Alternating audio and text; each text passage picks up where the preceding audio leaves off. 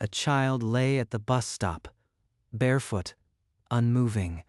Susan's heart seized. Hey, sweetheart. Can you hear me? He's burning up. 104, if he's a degree. No shoes. God, no shoes. She grabbed her phone. No signal, no rideshare would come to this zip code. The nearest clinic was 4 miles. She hoisted the unconscious boy onto her back. 47 pounds. 4 miles. No other way. Emma, Mama's going to be late. Just stay inside. Stay safe. His head lolled against her nape. Every breath, a hot rasp against her skin. The bus stop sign retreated in the darkness behind her. Ahead, a road stretched like a scar toward the water tower. Stay with me, baby. Just a little further.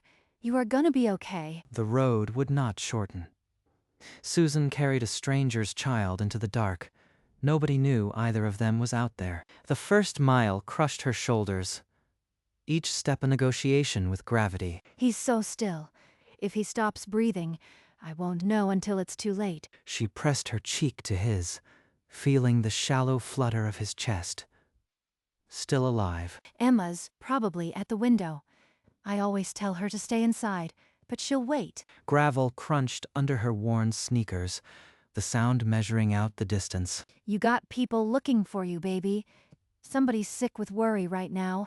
The water tower was a smudge on the horizon, no closer than it had been 10 minutes ago. Mama used to say, you don't leave a child alone in the road, not ever. Sweat stung her eyes, but she didn't have a free hand to wipe it.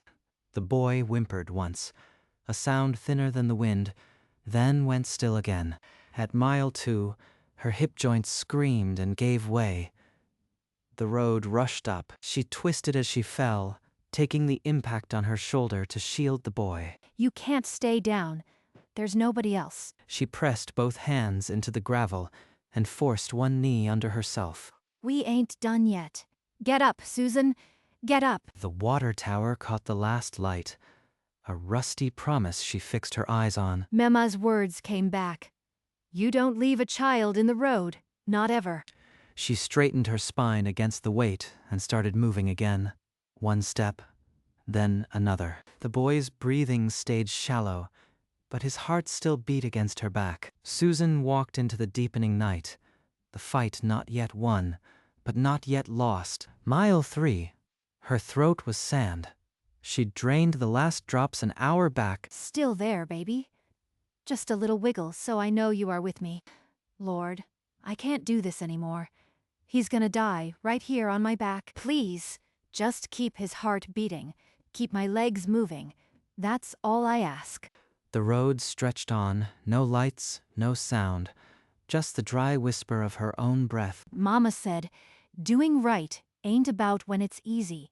It's about doing right when it costs you everything. She pressed the memory into her spine and straightened, refusing to bend. A soft moan broke the silence. The boy stirred briefly, then went still. I know, baby. I know you are hurting. We're almost there. You hear me, almost. She walked on, a machine now. No thought, no pain, just the rhythm of feet on dirt. The clinic was 100 yards away, its red emergency sign bleeding through the dark. Thank you, Jesus. Don't let me fall now. Not when we're so close. Her hip buckled again, a hot knife through the socket, but this time, she caught herself against a fence post and refused to go down. The clinic was 100 yards away. The red emergency sign bled through the night. Help. Somebody help us. My boy's dying. Her knees struck asphalt, just as a nurse burst through the clinic doors. Oh my God. What happened? Bring him in. Quick. He's burning up. They lifted the boy onto a gurney.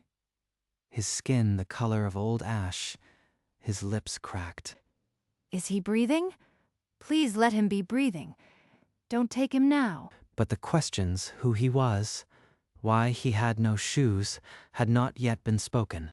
Susan slumped in a plastic waiting room chair, her legs still trembling.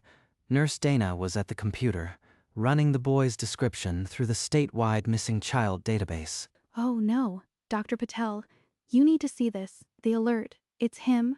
The boy in room 3 matches a missing child alert from 3 counties over. Noah Harlow. That's the governor's son. He's been missing since yesterday. No wonder the alert hadn't hit local radio yet. The governor's son? The boy I carried 4 miles. He belongs to the most powerful man in the state. Get me the state patrol. Now. Tell them we have Noah Harlow, alive but critical. The governor needs to know immediately. The call reached the governor's mansion at 11:43 p.m. Richard Harlow's hand shook as he lifted the receiver. You found him? Is he breathing? Tell me my son is breathing. In 16 minutes, a state helicopter was in the air, rotors beating toward a tiny county clinic it had never before visited. Mama always said, the powerful don't show up for nothing. Why would a governor's child be barefoot on a county road? But the reasons for the barefoot flight remained hidden. Waiting in the dark like the road itself, the helicopter thudded onto the clinic's grass lot, its searchlight raking the dark. Governor Harlow burst through the clinic doors, his suit disheveled, his face bloodless. He went straight to his son. Noah lay motionless, an oxygen mask fogging faintly with each shallow breath. Noah, it's Daddy. I am here. Please stay with me, buddy. When he turned to Susan, he was crying openly. He took her hands in front of the whole staff. You carried my son 4 miles on your back. The state of Tennessee owes you a debt it can never fully repay. His voice cracks, but his eyes are darting. That ain't gratitude. That's a man terrified of what happens next. I need to speak with you alone, Mrs. Baker. Right now. There's more to this than you know. A state trooper opened the door to a cramped clinician's office. The governor motioned Susan inside, then pulled the door shut. The staff exchanged glances. Whatever the governor meant to say, it wasn't for the cameras. The door clicked shut. The governor's public tears vanished into a tight political smile. Mrs. Baker, what happened tonight needs to stay between us. I need your help to protect my son. Please. He slid a document across the table. Non-disclosure agreement, bearing the state seal. What is this? You want me to sign a paper saying I'll keep quiet about finding a dying child? You'll be compensated. A state position. A check. Noah's future depends on discretion. I didn't carry that boy 4 miles for a payoff. I'm not signing your silence. Think of your own daughter. The media will twist everything. You'll be painted as a greedy opportunist. What are you so afraid I'll learn? What made a 6-year-old run barefoot for 10 hours? The governor's hand gripped the table edge. His face went pale as old paper. Susan had refused the NDA, and now she'd asked the one question no amount of money could bury. You are making a mistake, Mrs. Baker. A poultry plant job is easy to lose. Custody of a child even easier. You threaten my daughter, and you'll see what a mother can really do. Get out. The governor stormed out, the helicopter thudding away into the night. Susan stood alone in the hallway, her heart hammering. She walked home the same way she'd come, the road dark and empty, her body screaming with every step. When she pushed open her front door, Emma flew into her arms, burying her face in Susan's neck. I am okay, baby.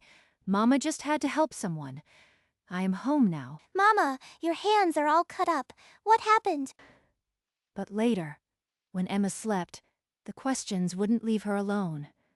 The governor's fear, it wasn't just about a scandal. At midnight, she opened her laptop and typed Governor Harlow argument into the search bar. The screen glowed, pulling her into a world of rumors she was only beginning to understand. A mansion staffer's online post whispered of a screaming match days before Noah vanished. The details were thin, but the fear was loud. Through a church friend, she had Elena's number by morning. Susan pressed dial, her heart thudding. Mrs. Harlow, I am Susan Baker. I found your son. I need to understand what happened. I know who you are. Meet me tomorrow at the Arboretum, 9 sharp. Come alone. They met under thin November trees, both wearing the exhaustion of people who hadn't slept. Noah saw everything. Richard and Marcus Crane. They were throwing punches. Glass shattered. My boy ran barefoot into the night. What started it? What could make a child run 10 hours? Power.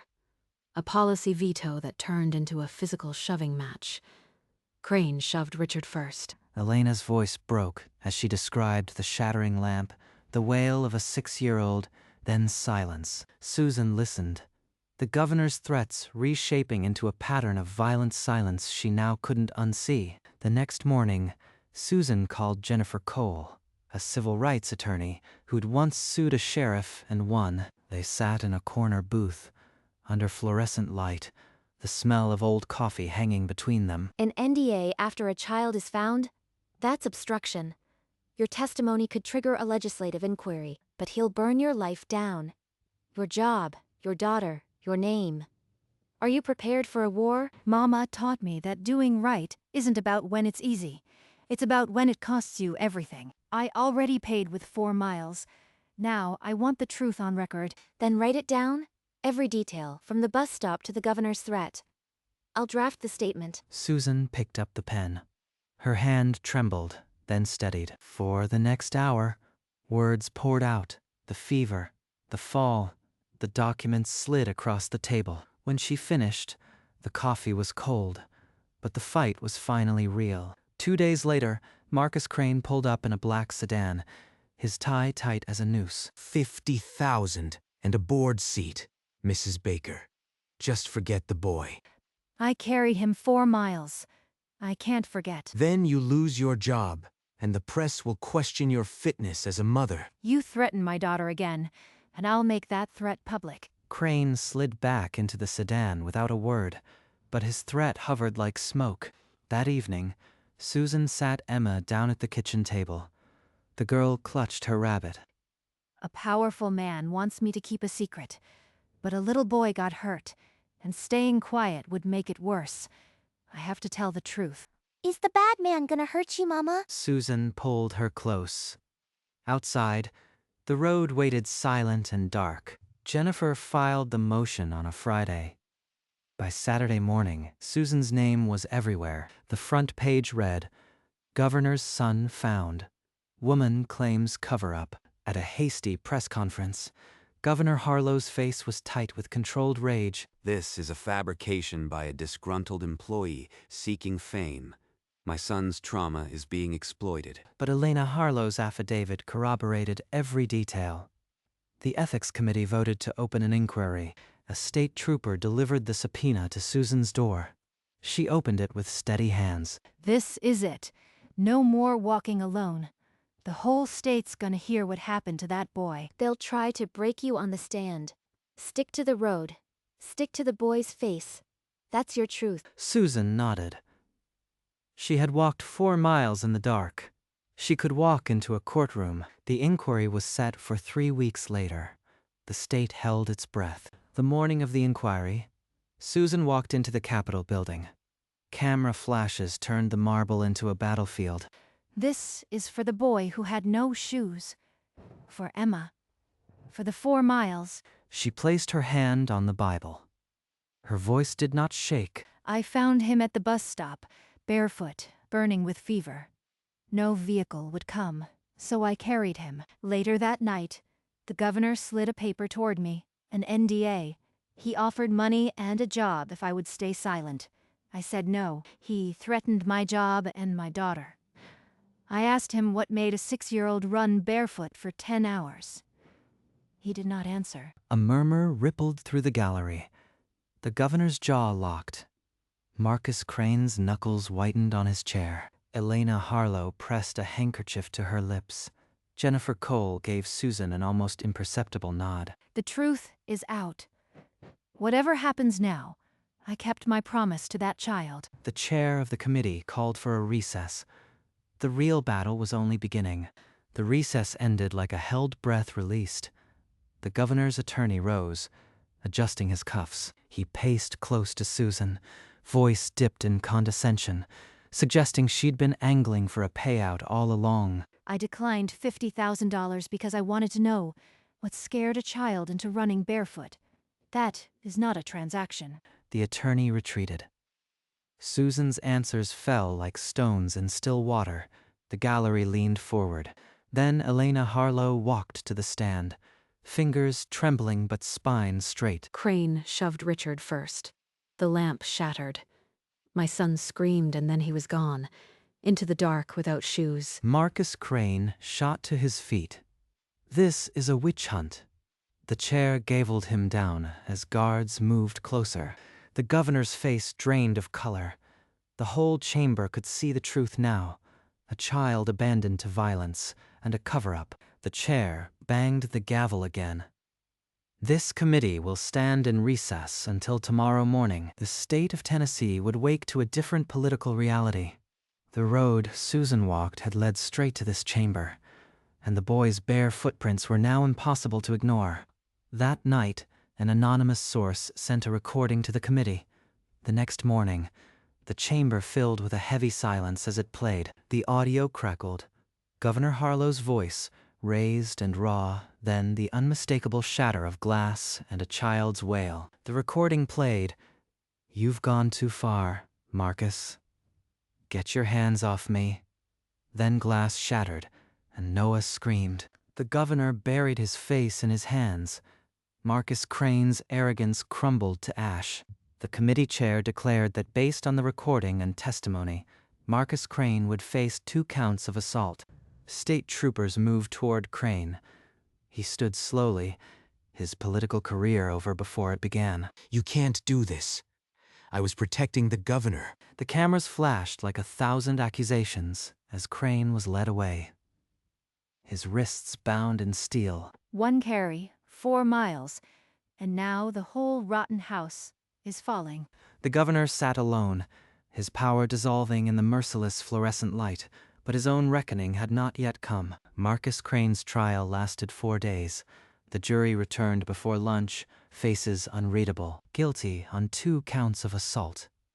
The man who had tried to buy a mother's silence would face prison. 48 hours later, Governor Harlow stood behind a podium, his wife absent, his future emptied. I am resigning the office of governor, effective immediately. I failed my son, and I failed this state. The same week, a family court judge granted Elena Harlow primary custody. She carried Noah into the courthouse sunshine, his legs wrapped around her waist. Susan watched from the back of the courtroom, Emma's small hand in hers. She did not need to speak. That boy gets to be a child again. That was worth every broken step. The news cycle spun. The governor's mansion emptied. The State House moved on to new scandals. But on a rural road, a mile from a bus stop, the water tower caught the afternoon light. Susan Baker had carried a stranger's child into the dark, and the light had followed. 3 days after the resignation, a state official came to Susan's door with a polite offer, a seat on the Rural Health Advisory Board. They said, recognition for what she'd done. I appreciate it, but I already have a job. I don't need a title to know I did right. Mama didn't raise me to sit on boards. She raised me to walk. There is one thing. Resurface that 4-mile stretch. Name it Baker Road. So nobody else has to carry a child on gravel in the dark. The official blinked, then nodded. This was not a woman seeking power. Baker Road, he agreed. The paperwork starts tomorrow. The road that nearly broke me will carry my name. That's enough. Within a week, surveyors marked the route. At the bus stop, a sign appeared, Future Baker Road. She had turned down power and asked for asphalt. A mother's footprint, pressed into the earth. On a crisp Saturday morning, a local news crew aimed its camera at a ribbon of fresh blacktop. The reporter called it Baker Road, resurfaced after a single mother's act of courage forced a state to listen. Susan sat on her couch, Emma tucked under her arm, watching the screen fill with her own name. That's your road, Mama. You walked all that way and now it's yours forever. Not mine, baby. For anyone who ever has to walk. The camera panned to the freshly painted sign. Baker Road, clean white letters against green. 4 miles of smooth pavement now covered the gravel that had once torn her soles. In the background, the water tower still stood, a silent witness to the night she carried a stranger's child. From the bus stop to the clinic, it's all paved now. Nobody else will have to fall in the dark. The segment ended. The room was quiet, and outside, her name lay pressed into the earth. A week after the news segment, Susan walked Baker Road alone. The asphalt was still dark and smooth. Doesn't feel like the same road. Not anymore. The old bus stop sign came into view, its paint peeling but its shadow now falling on fresh pavement. She stopped there, remembering the weight of a small body against her back. A car slowed beside her. Elena at the wheel, Noah in the passenger seat, his face bright and full of color. The boy waved without a word, his hand moving like a small flag. He's eating sunshine now. Good. She raised her palm in quiet answer, then watched the car pull away. She stood alone again, the road stretching toward the water tower, her name beneath her feet. And then she walked on, the weight of her own story finally light. She stopped at the sign, Baker Road. The letters felt like a promise kept. Her fingers traced the cool metal. It was the last mile she'd walked, now smooth. Her mother's voice came back, soft as a hymn. You don't leave a child alone in the road. Not ever. She looked up at the water tower, the same rusty sentinel that had guided her through the dark. The road stretched empty, the fields golden with late afternoon. She took a slow breath, then stepped back, letting the sign hold its place. From a distance, the sign stood alone, a name etched into the landscape. Baker Road, a mile from where a child had lain barefoot, and beyond it the water tower, still watching, still silent. The sun caught the white letters one last time before the light began to fade. In every county, there is a road someone walked alone while the world looked away. A road that cost 4 miles of muscle and will, a mother's back bent against the weight of a stranger's child. Susan Baker did not wait for a savior. She became one, then went back to her shift. The road remembers. The water tower remembers. A boy's bare footprints have long since healed, but there are thousands like her. Unseen, unthanked, carrying the weight of their communities on tired shoulders. Look up from your screen. Someone near you is carrying more than you can see. Maybe it's a neighbor, a coworker, a woman at the bus stop. You won't read their names in headlines, but they are why the world doesn't stop. Baker Road, Tennessee. 4 miles of asphalt and a mother's footprint pressed into the earth. A reminder to see the invisible before they carry someone you love.